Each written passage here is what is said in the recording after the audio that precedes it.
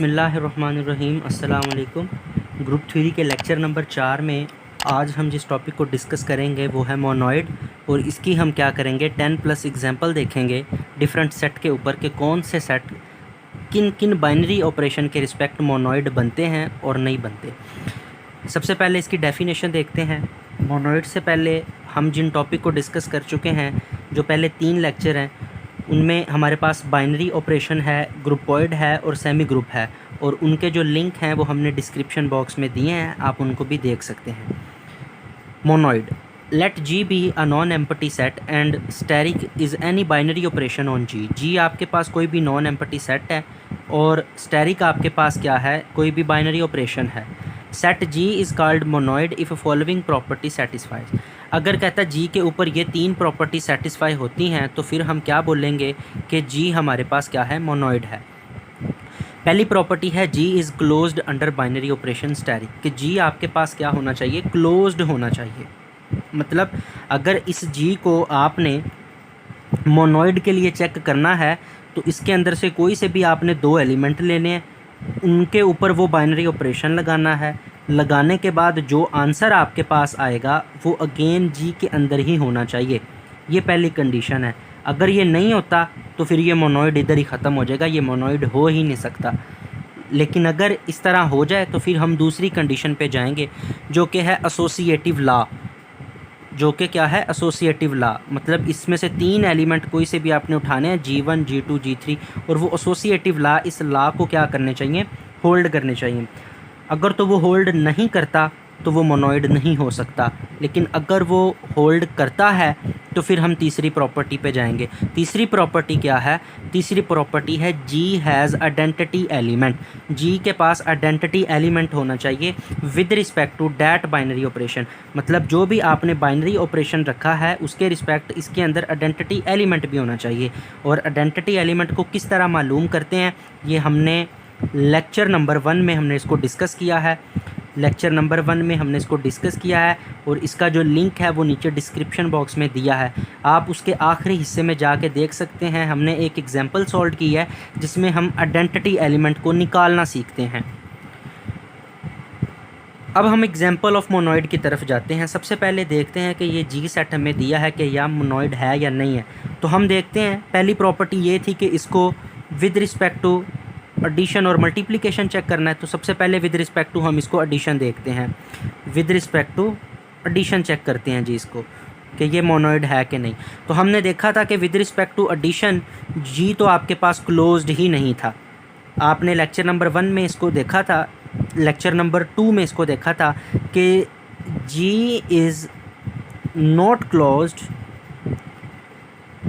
With respect to addition. तो जब ये पहली कंडीशन ही सेटिस्फाई नहीं कर रहा, जी को तो क्लोज़ होना चाहिए था लेकिन ये तो क्लोज़ ही नहीं है, तो फिर ये आपके पास क्या इम्प्लाई करता है, ये आपके पास इम्प्लाई करता है कि जी आपके पास फिर मोनॉइड भी नहीं है। जी आपके पास मोनॉइड भी नहीं है। आप लेक्चर नंबर 2 में देख सकते हैं, हमने वहाँ ये साबित किया था कि जी अंडर एडिशन क्लोज्ड नहीं है। अब हम क्या चेक करेंगे, अब हम चेक करेंगे विद रिस्पेक्ट टू मल्टीप्लिकेशन कि क्या मल्टीप्लिकेशन के रिस्पेक्ट तीनों प्रॉपर्टी सेटिस्फाई करती हैं।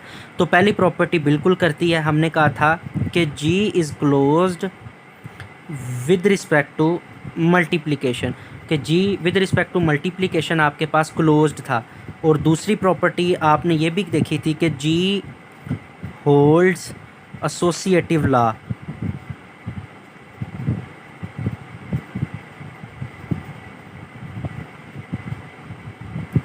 विद रिस्पेक्ट टू मल्टीप्लिकेशन, ये भी हमने देखा था हमारे लास्ट वाले लेक्चर में, सेमी ग्रुप वाले लेक्चर में, जो लेक्चर नंबर 3 था।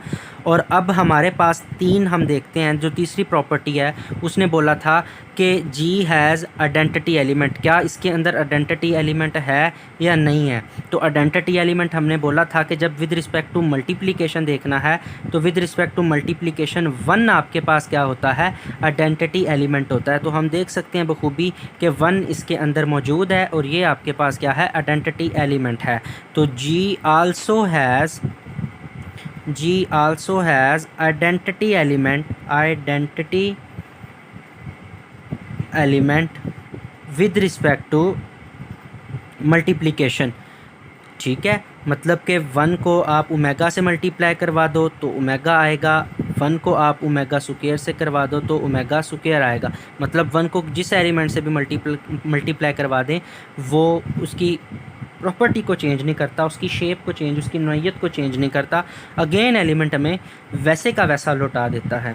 तो 1 आपके पास क्या है, आइडेंटिटी एलिमेंट है विद रिस्पेक्ट टू मल्टीप्लिकेशन। तो इसका मतलब है जो जी है ये तीनों प्रॉपर्टी सेटिस्फाई करता है मोनोइड की। तो हम कह सकते हैं कि विद रिस्पेक्ट टू एडिशन तो ये हमारे पास मोनोइड नहीं है, लेकिन विद रिस्पेक्ट टू मल्टीप्लिकेशन ये हमारे पास मोनोइड है। अब आपने एक बात याद रखनी है, जब भी आपको वो पूछे कि ये आपके पास मोनोइड नहीं है विद रिस्पेक्ट टू एडिशन तो क्यों नहीं है, तो आपने सबसे पहले यही बताना है कि ये आपके पास मोनोइड इसलिए नहीं है क्योंकि ये क्लोज्ड नहीं है। ठीक है, इसके लिए एक और बात भी वैलिड है एमसीक्यूज़ के लिए कि जी हैज़ आइडेंटिटी एलिमेंट, तो इसके अंदर आइडेंटिटी एलिमेंट भी नहीं है with respect to addition. With respect to addition element हमारे पास ज़ीरो इसके अंदर होना चाहिए था, लेकिन इसके अंदर ज़ीरो भी नहीं है। ठीक है, तो इसलिए भी ये हमारे पास क्या है, ये हमारे पास मोनोइड नहीं है। और ना ही ये विद रिस्पेक्ट टू ये जो एसोसिएटिव ला है ये भी होल्ड नहीं करता। लेकिन आपको जब वो पूछ ले तो आपने यही सिर्फ बात करनी है कि ये क्लोज्ड ही नहीं है, बाकी बातें नहीं करनी, जो कंडीशन पहले आएगी उसको पहले ही बयान करना है। तो ये बात आपने याद रखनी है। अब हम सेट ऑफ नेचुरल नंबर की तरफ आते हैं कि सेट ऑफ नेचुरल नंबर में हमारे पास कौन कौन से मोनोइड बनते हैं और कौन कौन से मोनोइड नहीं बनते। तो विद रिस्पेक्ट टू एडिशन हमने देखा था कि ये हमारे पास क्लोज्ड भी था। ठीक है, और ये भी हमने देखा था कि इसके ऊपर एसोसिएटिव लॉ जो था वो भी होल्ड करता था। ठीक है, क्लोज्ड भी था, एसोसिएटिव लॉ भी होल्ड करता था। तो थर्ड क्या था, आइडेंटिटी था। तो with respect to addition identity क्या होती है, ज़ीरो होती है। तो क्या ज़ीरो इसके अंदर बिलोंग करता है, तो नेचुरल नंबर के अंदर ज़ीरो बिलोंग नहीं करता। ज़ीरो बिलोंग नहीं करता तो इसका मतलब ये मोनोइड भी नहीं है। विद रिस्पेक्ट टू एडिशन तो ये आपके पास सब्ट्रैक्शन के तो क्लोज्ड ही नहीं था, अगर क्लोज्ड नहीं है तो ये मोनोइड भी नहीं है। विद रिस्पेक्ट टू मल्टीप्लिकेशन देखें तो हमने देखा था विद रिस्पेक्ट टू मल्टीप्लिकेशन ये क्लोज्ड भी था, एसोसिएटिव लॉ भी होल्ड करता था, क्लोज्ड भी था, एसोसिएटिव लॉ। तो with respect to multiplication identity element 1 था, तो 1 इसके अंदर बिलोंग करता है। 1 आपके पास क्या करता है, बिलोंग करता है नेचुरल नंबर से, तो ये मोनोइड है। विद रिस्पेक्ट टू डिवीजन ये आपके पास क्लोज्ड ही नहीं था, क्लोज्ड ही नहीं है तो मोनोइड भी नहीं हो सकता आपके पास। सेट ऑफ इंटीजर की बात करते हैं जी सबसे पहले कि सेट ऑफ इंटीजर हमारे पास क्लोज्ड था या नहीं था। तो विद रिस्पेक्ट टू एडिशन ये हमारे पास क्लोज्ड था। ये तमाम बातें हम अपने लेक्चर नंबर 2 में और 3 में देख चुके हैं, इसका लिंक हमने डिस्क्रिप्शन बॉक्स में दिया है, आप उधर से ये जाके देख सकते हैं। ये हमारे पास with respect to addition closed था और हमने ये बात की थी कि विद रिस्पेक्ट टू एडिशन जब करते हैं तो इस पे एसोसिएटिव लॉ भी हमारे पास क्या करता है, होल्ड करता है। ठीक है, और इसकी विद रिस्पेक्ट टू एडिशन जो आइडेंटिटी है वो ज़ीरो होनी चाहिए थी। तो हमारे पास जो एडिटिव आइडेंटिटी ज़ीरो है ये भी जी से क्या करती है, बिलोंग करती है, तो ये हमारे पास मोनोइड होता है। जी हमने देखा था कि ये क्लोज्ड था with respect to with respect to subtraction, मगर इसके ऊपर एसोसिएटिव लॉ होल्ड नहीं करता था, इसके ऊपर एसोसिएटिव लॉ होल्ड नहीं करता था। अगर एसोसिएटिव लॉ होल्ड नहीं करता तो ये मोनोइड भी नहीं है, क्योंकि इसके अंदर हमारे पास ज़ीरो तो बिलोंग करता है लेकिन एसोसिएटिव लॉ ये प्रॉपर्टी होल्ड नहीं करती, तो ये मोनोइड भी नहीं है। इसी तरह सेट ऑफ इंटीजर है जो हमारे पास अंडर मल्टीप्लिकेशन, तो ये क्लोज्ड तो था जी हमारे पास।